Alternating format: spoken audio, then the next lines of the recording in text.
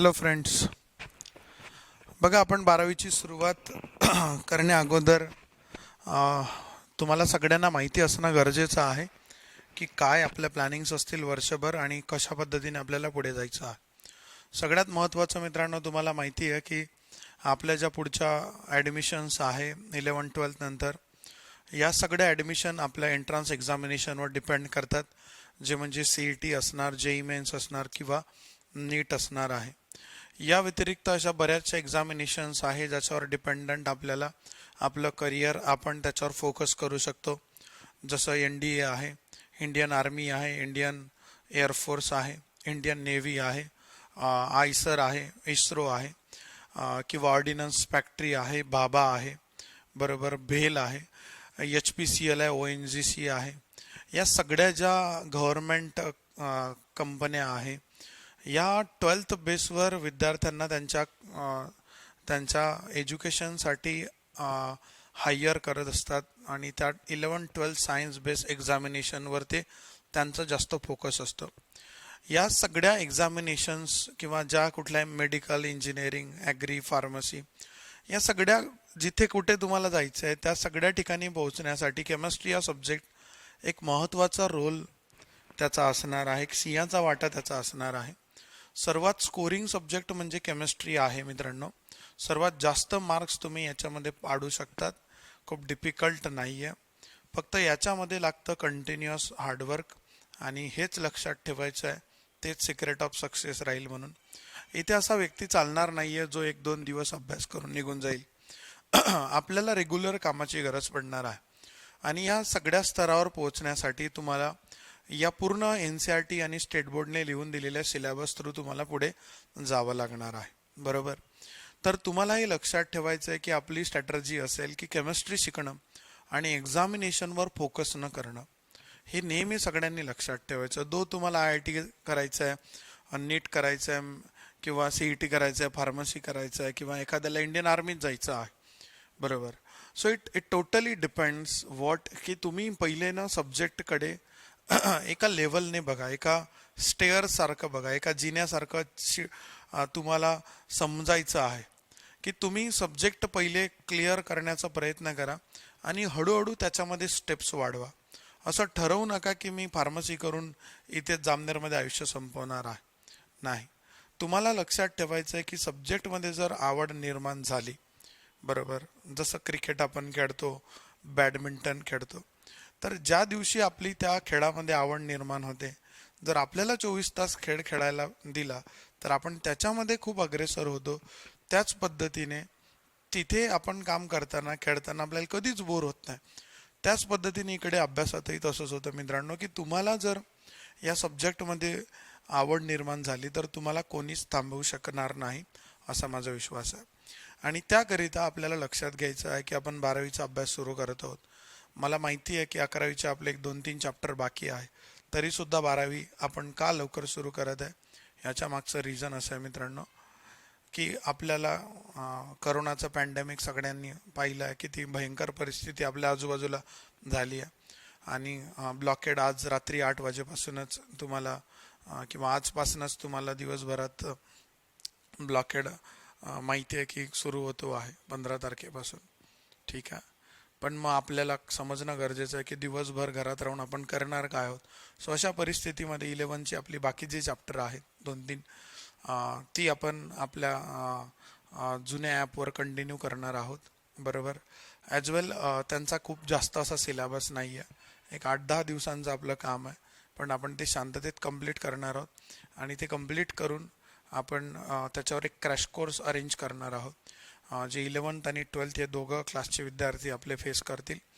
आपल्याला सगळ्यांना माहिती आहे आपण जवळजवळ 7-8-10 रजिस्टर इकडे भरवले आहे, बरोबर, 11च्या सिलेबसमध्ये, आणि अजून 2-3 रजिस्टर ते भरतील. मला विश्वास आहे असं 12-13 रजिस्टर आपले दरवर्षी भरतात, 200 पेजेस. सगळेजण ते व्हिडिओ कंटिन्यू करा मित्रांनो. आणि 11चा सिलेबस खूप खूप महत्त्वाचा आहे. माझी रिक्वेस्ट आहे तुम्हाला की तो व्यवस्थित कंप्लीट करा, वेळेवर कंप्लीट करा आणि त्याच्यावर आपला पुढच्या महिन्यात क्रॅश कोर्स राहील. प्रत्येक चॅप्टरवर आपण एक सेपरेट पेपर आणि काउन्सिलिंग मॅनेज करणार आहोत, जेणेकरून आपलं जे 11th झालेलं आहे त्याला एक फिनिशिंग देण्याचं काम आहे की पूर्ण घर बांधकाम झाल्यानंतर कुठे काही राहून गेलं आहे का त्याच्यावर आपलं काम करणार आहोत. प्रत्येक चॅप्टरवर 200 MCQ सॉल्व करणं हा एकमेव मार्ग आहे कुठलीही परीक्षा पास होण्याचा. आणि या सगळ्यांनी समजून घ्यायचं आहे. जर मला कोणी विचारेल what is the secret of how to be a doctor, how to be engineer, तर मला वाटतं की हा लेखाजोखा सगळ्यांनी मानावा की जे चॅप्टर तुम्ही अभ्यासत आहात त्याच्याशी रिलेटेड 200 MCQ कुठलेही करा यार, कोणत्याही पुस्तकातले. मला नाही वाटत काही अडचणीचं राहील. अजून एक आनंदाची गोष्ट तुमच्यासाठी की आपण गेल्या 5-6 वर्षापासून जे काही हार्डवर्क इथे क्लासमध्ये घेतो आहोत त्याच्यावर बेस्ड आपल्या क्लासच्या नोट्स आणि क्वेश्चन्स एकत्र करून आपण स्वतःचं बुक यावर्षी लॉन्च करत आहोत. एक मॉड्यूल आपण प्रत्येक चॅप्टर वाईज तुमच्यासमोर ज्या ज्या विद्यार्थ्यांनी इकडे ॲडमिशन कन्फर्म केलं सगळ्यांना त्या मॉड्यूलची इन्फॉर्मेशन भेटलीच असेल किंवा मॉड्यूलसुद्धा भेटलं असेल. ते मॉड्यूल मध्ये प्रत्येक चॅप्टरशी रिलेटेड क्वेश्चन्स, टॉपिक्स आणि थिअरी जो काही आपण एवढे रजिस्टर भरून काम करत होतो ब्लॉकेडमध्ये, मला माहिती आहे की तुम्ही रेग्युलर अभ्यास करणार नाही आहात. किती सांगितलं तरी मला माहिती आहे की तुम्ही या गोष्टीचा विचार करत तुमचं कसं एकदम ख्रिसगेलसारखं काम झालं आहे की एकदम फॉर्ममध्ये सुरू करतात आणि मध्येच एकदम असं फुसक्या लोंगी फटाक्यासारखं काम होतं आपल्या 11वीच्या विद्यार्थ्यांचं आपण पाहिलं. पण आपल्याला कंटिन्युएशन ठेवायचं आहे, कंटिन्यू काम करायचं आहे आणि त्या दृष्टिकोनाने सगळ्यांनी तयारी करायची आहे. सिलेबसची सुरुवात आपण 3 प्रकारे करतो मित्रांनो, that is physical chemistry, organic chemistry आणि इनऑर्गॅनिक केमिस्ट्री. याच्यात तुम्हाला एक गोष्ट लक्षात ठेवायची आहे की NCERT आणि स्टेट बोर्ड मिळून हा सिलेबस बोर्डवर लिहिलेला आहे. याच्यात काही असे चॅप्टर आहे जे 11च्या स्टेट बोर्डमध्ये आहे आणि 11च्या NCERTत नाही, पण 11च्या NCERTत आहे आणि 12च्या स्टेट बोर्डमध्ये पण त्यांचा प्रेझेन्स आहे. जसं थर्मोडायनामिक्स नावाचं चॅप्टर आहे मित्रांनो फिजिकल केमिस्ट्रीचं, बरोबर. सो आपल्याला ते इकडे मेन्शन करायचं आहे नंबर 11वर. याच्या मागचं कारण मी तुम्हाला सांगतो, that is some basic structure of atom, chemical bonding, chemical equilibrium, electrochemistry and that is what thermodynamics. तुम्ही जर 11वीचं डायनामिक्स, तुम्ही जर 11वीचं NCERT उघडलं तर 11वीच्या NCERTमध्ये थर्मोडायनामिक्स आहे, पण 11वीच्या स्टेट बोर्डमध्ये थर्मोडायनामिक्स नाही. म्हणून हे लक्षात ठेवा, आपण अभ्यास NCERT प्लस स्टेट बोर्डचा जरी करत असलो तरी चॅप्टरचे नंबर्स आपण स्टेट बोर्डमधूनच घेणार आहोत. आय रिपीट, आपण पूर्ण सिलेबस NCERT आणि स्टेट बोर्ड एकत्र करून जरी घेत असलो तरीसुद्धा आपण जी चॅप्टरची सिक्वेन्स ही स्टेट बोर्डचीच अटेंड करणार आहोत. NCERTत आणि स्टेट बोर्डमध्ये चॅप्टर असे कुठलेच सोडले धरले गेलेले नाही. फक्त 11वीचे 12वीत झाले, 12वीचे 11वीत झाले. सो निवांत राहायचं असं समजायचं नाही. बऱ्याच लोकांना वाटत असेल की 11वीचे 2-4 चॅप्टर बाकी आहे तर त्याच्यावर कसं काम करायचं आहे. तर मला माहिती आहे की त्याच्यातला बराचसा बेसिक पार्ट तुम्हाला शिकवला गेला आहे. जसं हायड्रोजन आहे, जो पिरियॉडिक टेबलचा बराचसा पार्ट त्याच्यामध्ये आपण अंडरस्टँड करणार आहोत. S ब्लॉक आहे, त्याच्यातही तेच आपल्याला पार्ट पाहावे लागणार आहे. Okay, so structure of atom आपलं सुरू आहे, तुम्हाला सगळ्यांना माहिती आहे. सगळ्यांनी त्याच्यावर क्वेश्चन्स करा. बघा मित्रांनो, टाईम खूप खराब आहे आणि या खराब टाईमामधनं आपल्याला स्वतःचा उद्धार करून घ्यायचा आहे. स्वतःचं नुकसान करणारे महामूर्ख बनणं चुकीचं राहील. व्यवस्थित प्लॅनिंगने आपल्याला अभ्यास करायचा आहे. सगळ्यांजवळ आजपासून एक 200 पेजेस रजिस्टर राहील. फिजिकल केमिस्ट्रीपासून आपण सुरुवात करणार आहोत. पहिलं चॅप्टर आपण अभ्यासणार आहोत मित्रांनो 12वीचं, that is called as solid state. हा जो इथपर्यंतचा पार्ट आहे हा आपला 11th झालेला असावा. त्याच्यातलं हे चॅप्टर स्टेट बोर्डने 12thला टाकलं आहे. That is what chemical equilibrium आता 12th आलेलं आहे. म्हणजे काय, आपलं फक्त एकच चॅप्टर आता बाकी आहे. कुठलं रे? 11वीचं chemical bonding and molecular structure. त्याच्यात अर्ध्यापेक्षा जास्त इन्फॉर्मेशन तुमच्या डोक्यात आहे, तुमच्या नोटबुकमध्ये आहे. म्हणून आपण याला सगळ्यात शेवटी घेतोय मित्रांनो.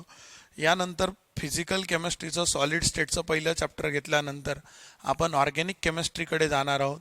आपण हे 11th केलं आहे बघा, general principle of organic chemistry. सगळ्या नवीन विद्यार्थ्यांना इन्फॉर्मेशन की हे चॅप्टर सगळ्यांचं झालेलं पाहिजे आणि नसेल झालेलं तर तुम्ही क्लासच्या जुन्या विद्यार्थ्यांकडनं नोट्सच्या झेरॉक्स करून हे चॅप्टर करा. Inductive effect, electromeric effect, resonance हे महत्त्वाचे कन्सेप्ट या चॅप्टरमध्ये झालेले आहे. ॲज वेल हे चॅप्टरसुद्धा खूप महत्त्वाचं आहे, दॅट इज व्हॉट हायड्रोकार्बन. जे दोघं चॅप्टर आपण कधी केलेले आहे, दॅट इज व्हॉट 11thमध्येच. ओके, नंतर 12thचा अभ्यास आपला इथून सुरू होतो, that is halogen, derivative of alkanes and arenes. याच सिक्वेन्सने आपण पुढे जाणार आहोत. फक्त काय करू, एक फिजिकल, एक ऑर्गॅनिक, एक इनऑर्गॅनिक, परत physical, organic, inorganic, physical, organic, inorganic, या पद्धतीने आपण काम करणार आहोत. आपला मूड झाला तर आपण पूर्ण ऑर्गॅनिक केमिस्ट्री पुढच्या महिन्यापासून 2 महिन्यात येणाऱ्या संपवून टाकू शकतो. पण आपण हळूहळू एक एक पार्ट कंप्लीट करणार आहोत, हे लक्षात ठेवायचं सर्वांनी. ठीक आहे. याच्यामध्ये इनऑर्गॅनिकमध्ये तुम्ही 11वीत पाहिलेले चॅप्टर आहे हे सगळ्यात महत्त्वाचं, that is called as periodic table. आणि हे 2 चॅप्टर आपली 11ची बाकी आहे, दॅट इज व्हॉट 11ची 2 चॅप्टर बाकी आहे. कोणतं? हायड्रोजन आणि एस ब्लॉक. पी ब्लॉक 11thमध्ये पण आहे आणि 12thमध्ये पण आहे. पी ब्लॉकमध्ये ग्रुप वाईज काम चालतं. पी ब्लॉकमध्ये ग्रुप 13, 14, 15, 16, 17 आणि 18 असे ग्रुप आहे मित्रांनो. त्यापैकी आपण फक्त 13, 14, 11वीत शिकतो आणि 15, 16, 17, 18 हे 12वीत शिकतो. पण आपल्या क्लासमध्ये आपण काय करतो, पूर्ण पिरियॉडिक टेबल 13 पासून 18 पर्यंत हा आपण 12वीतच पाहणार आहोत. कधी पाहणार आहोत? 12वीतच पाहणार आहोत, दॅट इज व्हॉट 12thमध्ये. सो खूप छोटासा सिलेबस आहे 12thमध्ये आपल्याला इनऑर्गॅनिक केमिस्ट्री कंप्लीट करण्यासाठी, आणि खूप खूप मार्क आपल्याला इनऑर्गॅनिक केमिस्ट्री देणार आहे. बरोबर, तुम्हाला सगळ्या शेड्यूल, परीक्षा किती किती मार्काच्या होणार याबद्दल सगळी डिटेल आपल्या ॲपवर भेटून जाईल येणाऱ्या 2 दिवसामध्ये. त्या सगळ्या तुम्हाला चेक करायच्या आहे. जसं नीट परीक्षा आहे, तुम्हाला माहिती आहे 720 मार्कांची होते. बरोबर, जेई जी परीक्षा आहे ही 300 मार्कांची होते. CET ही परीक्षा 200 मार्कांची होते.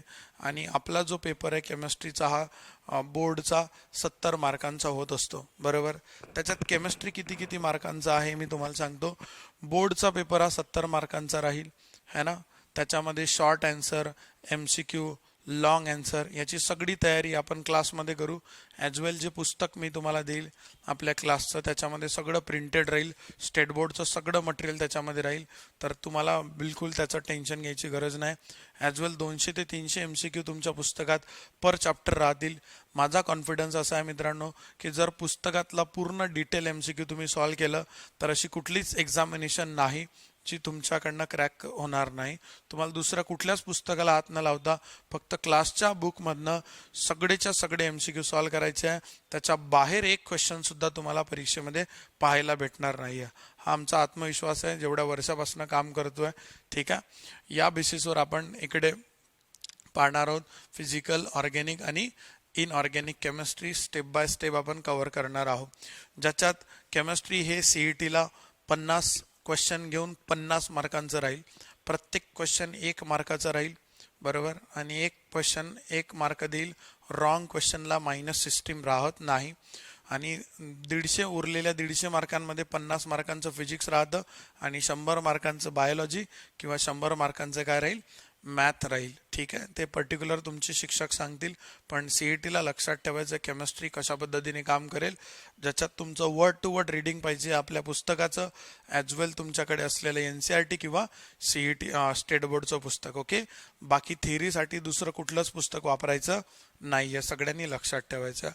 पुढचा पॅरामीटर, JEEमध्ये आपला जो पेपर आहे हा 100 मार्कांचा राहील. 300 पैकी 100 मार्क केमिस्ट्रीला राहतील.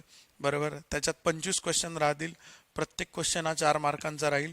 त्याच्यात 20 क्वेश्चन MCQ राहतील आणि 5 क्वेश्चन इंटिजर न्यूमेरिकल व्हॅल्यू राहतील. ते डिटेलमध्ये मी तुम्हाला चॅप्टर सुरू झाल्यावर सांगेल कशा पद्धतीने ते क्वेश्चन राहतील. सो प्रत्येक क्वेश्चन 4 मार्कांचा राहील. एक क्वेश्चन चुकला तर तुम्हाला 1 मार्क त्याचा तुमचा मायनस होईल. तसंच नीटला आपला जो केमिस्ट्रीचा पेपर आहे हा 180 मार्कांचा असतो. त्याच्यात 45 क्वेश्चन राहतील. प्रत्येक क्वेश्चन 4 मार्काचा राहील आणि जर रॉंग झालं तर 1 मार्क काय होत जाईल, मायनस होत जाईल. आतापर्यंत केमिस्ट्रीमध्ये गेल्या वर्षी आपल्या क्लासचे विद्यार्थी 60 विद्यार्थी केमिस्ट्रीमध्ये 90 अबव होते मित्रांनो. 6चा नीटला पहिला आलेला जीवन दिलीप पाटील विद्यार्थी आपल्या क्लासचा आहे, बरोबर. नंतर किरण पाटील म्हणून 99.60 आतापर्यंत जेई मेन्समध्ये पहिला आलेला पोरगा आपल्या क्लासचा आहे. आता सुद्धा जानेवारीमध्ये ललवानीचा विद्यार्थी तेजस विकास पाटील, ज्याला 99.12 मार्क्स होते केमिस्ट्रीमध्ये. असे बरेचसे विद्यार्थी आहे. आता एक जंजाड सरांची मुलगी आहे, तिला CET मध्ये 99.35 मार्क्स आहे. खूप विद्यार्थी आहे. प्रत्येक वर्षी आपण 60 विद्यार्थी 90 अबो केमिस्ट्रीमध्ये काढतो. आणि तोच सगळा विश्वास, तोच सगळा नोट्सचा डेटा, आपल्या क्लासच्या पेपरवरचा भरोसा, विद्यार्थ्यांचा, जी आपली खरी ढाल आहे त्याचा लक्षात घेऊन आपण इथे कामाला लागणार आहोत. मित्रांनो, आय होप तुम्ही या सगळ्या गोष्टी समजू शकता. आणि लॉकडाऊन हा लोकांसाठी आहे. आपण घरात बसून आपले घर लायब्ररी बनावं. आपण जिथे अभ्यास करतोय तिथे सगळ्या भिंती रंगवून ठेवायच्या आहे. जे जे कुठले फॉर्म्युले, नोट्स, शॉर्ट नोट्स तयार होत आहे त्या भिंतीवर चिटकवा. तुमच्या आजूबाजूचं वातावरण अभ्यासमय करा. तुम्हाला अभ्यास करायची इच्छा झाली पाहिजे. इतकी स्वच्छता, इतकं सुंदरता तुमच्या आजूबाजूला असायला पाहिजे. तुमच्या आजूबाजूचे लोकसुद्धा विचाराने शुद्ध असणं गरजेचं आहे. आपले मित्र मैत्रिणी खूप चांगले ठेवा. मित्रांनो, इंस्टाग्रामवर रील्स पाहून टाइमपास करू नका. आपलं आयुष्य खूप महत्त्वाचं आहे. आणि ही येणारी 2 वर्ष तुमचा, 2 काय आता 1-1.5 वर्ष आहे. मे बी करोनामुळे 4 वर्ष होता का एकाचे काय माहिती, पण आपल्याला आपलं काम करायचं आहे. येणाऱ्या 20 दिवसामध्ये आपलं पहिलं चॅप्टर संपेल. 15 ते 20 दिवस मी जास्तीत जास्त सांगतोय. चॅप्टरचं नाव आहे सॉलिड स्टेट. हे पहिले चॅप्टर जे आहे यांना मी टाइम लावतो. याच्या मागचं कारण 11वीच्या विद्यार्थ्यांना तुम्ही विचारू शकता की आपण बेस तयार करायचा प्रयत्न करतो आणि एकदा का बेस तयार झाला, मला असं वाटायला लागतं की मग की तुम्ही माझ्या विनाही घरी अभ्यास करू शकता, चॅप्टर रेडी करू शकता. तुम्हाला विश्वास नसेल तर तुम्ही आज केमिकल बॉन्डिंग हे चॅप्टर वाचा, मॉलिक्युलर स्ट्रक्चर है ना, तुम्हाला समजेल काय आपण 11वीत अभ्यास केला आहे. आणि एकच प्रयत्न सगळ्यांचा असायला पाहिजे आजपासून की केमिस्ट्री माझा आवडता सब्जेक्ट कसा होईल याच्यावरच सगळ्यांचा भर असणं गरजेचं आहे. ठीक आहे. सो चला आपण नवीन चॅप्टरला सुरुवात करूया. All the best.